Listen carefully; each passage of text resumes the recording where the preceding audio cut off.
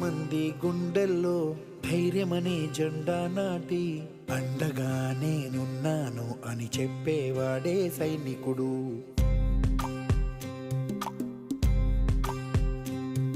ఈ దేశమే నా ఇల్లంటూ అందరూ నా వాళ్ళంటూ కులం మతం భేదాలను భస్మం చేసేవాడే సైనికుడు.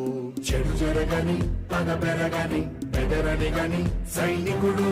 అదు పెరుగని రక్షణ బలి చెదరని ముని సైనికుడు. మన యుధాలు ఎన్నెదురైనా ప్రాణాన్ని ఎదురు పంపేవాడు ఒకటే ఒకడు వాడే సైనికుడు.